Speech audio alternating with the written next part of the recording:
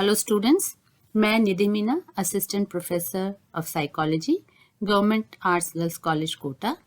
आज मैं आपको बीए प्रथम वर्ष का पेपर 1 जनरल साइकोलॉजी के बारे में बताऊंगी। आज हम बात करेंगे कि साइकोलॉजी क्या है और उसका हिस्टोरिकल बैकग्राउंड क्या है।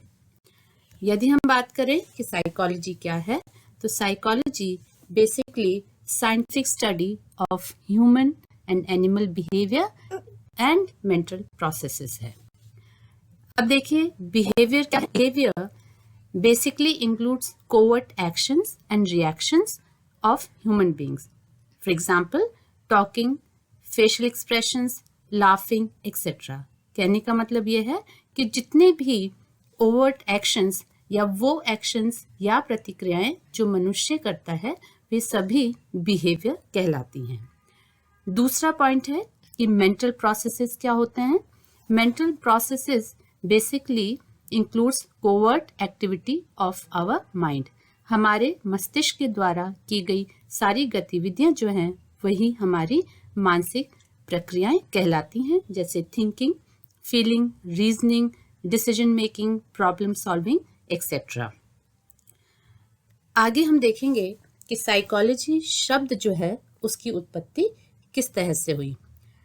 मनोविज्ञान जो है इसी का अंग्रेजी रूपांतरण है साइकोलॉजी, और ये दो ग्रीक शब्दों अर्थात साइकी तथा लोगस के मिलने से बना है। साइकी का अर्थ आत्मा या सोल होता है और लोगस का अर्थ होता है अध्ययन या स्टडी, या इसको हम कह सकते हैं विवेचन करना। मॉडर्न पीरियड में अगर हम देखें तो साइकोलॉजी को हम साइको प्लस लॉगी में बांट सकते हैं, और साइको का मतलब है माइंड और लॉगी का अर्थ है साइंस। तो हम कह सकते हैं कि साइकोलॉजी जो है वो science of mind and behaviour है। आगे हम देखेंगे कि साइकोलॉजी का हिस्टोरिकल बैकग्राउंड क्या है, किस तरह से इसकी उत्पत्ति हुई।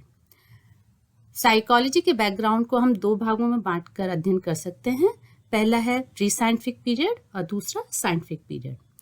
प्री साइंटिफिक पीरियड जो है ये 300 BC से लेकर letter half of 19th century के मध्य माना जाता है।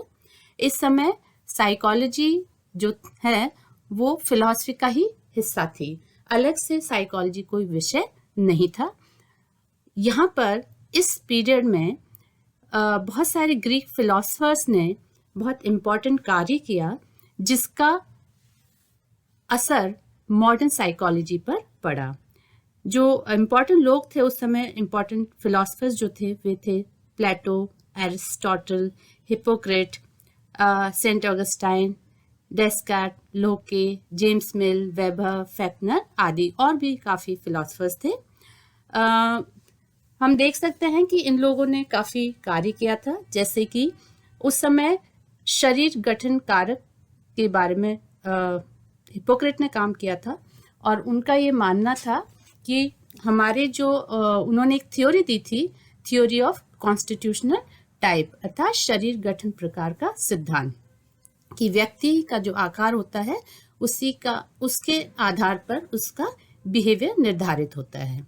ऐसे ही दूसरा जो उस समय एक वाद विवाद का बिंदु था वो था मन शरीर समस्या, यानी माइंड बॉडी प्रॉब्लम। इस बिंदु के अंतर्गत ऑगस्टाइन का विचार था कि मन और शरीर जो है वो एक दूसरे से संबंधित नहीं होते, अर्थात कहने का मतलब है कि mind and body are independent.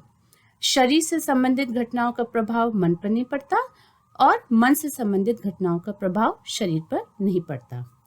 इसी के विरोध में डेस्केर्ट ने कहा था कि मन और शरीर जो है वो एक दूसरे को प्रभावित करते हैं।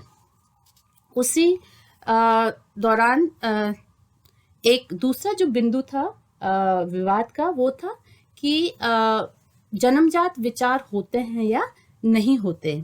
तो इसके अंतर्गत डेस्कार्ट का कहना था कि प्रत्येक व्यक्ति में जन्म से ही कुछ विशेष विचार या आइडियाज होते हैं, परंतु कुछ अन्य दार्शनिक या फिलोसफर्स थे जैसे लॉक, उनका मत था कि व्यक्ति जन्म के समय टेबुला रासा होता है, अर्थात उसका जो मस्तिष्क है वो एक कोरे कागज के समान होता है और बाद में उसमें नए नए अनुभव या एक्सपीरियंसेस से नए नए विचार उत्पन्न होते हैं। आगे हम देख सकते हैं कि around beginning of 19th century में इम्पॉर्टेंट फिलोसफर्स थे जैसे जेम्स वेबर फैक्टनर, उन्होंने कुछ इम्पॉर्टेंट कार्य किए। जैसे ब्रिटिश फिलोसफर जेम्स मिल ने कॉन्शियसनेस पर कार्य किया और उन्होंने कॉन्शियसनेस और उसमें उत्पन्न विचारों का अध्ययन करने पर जोर दिया। दूसरा इम्पॉर्टेंट क्षेत्र जो था वो था शरीर क्रिया विज्ञान, और इस क्षेत्र के कार्यों का भी प्रभाव मॉडर्न साइकोलॉजी पर पड़ा। वेबर ने वातावरण में हुए परिवर्तन तथा उस परिवर्तन को प्रत्यक्षण करने की क्षमता में इन दोनों के मध्य क्या प्रभाव था, इसके बारे में अध्ययन किया।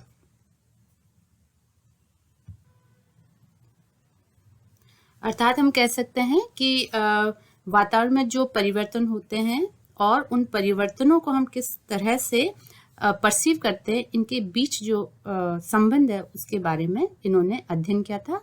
और फैक्टनर ने भी इसी क्षेत्र में कार्य किया था। उन्होंने वेबर के नियम को अधिक वैज्ञानिक और गणितीय रूप दिया था। आगे हम बात करते हैं कि साइंटिफिक पीरियड में किस तरह से साइकोलॉजी का विकास हुआ। साइकोलॉजी जो है वो एज ए इंडिपेंडेंट सब्जेक्ट 1879 में उभर कर आई। ये इसलिए क्योंकि इस समय विलियम वुंड ने सबसे पहली साइंटिफिक लेबोरेटरी एस्टैब्लिश करी at Leipzig university in Germany, और इसीलिए विलियम वुंड को फादर ऑफ साइकोलॉजी कहा जाता है।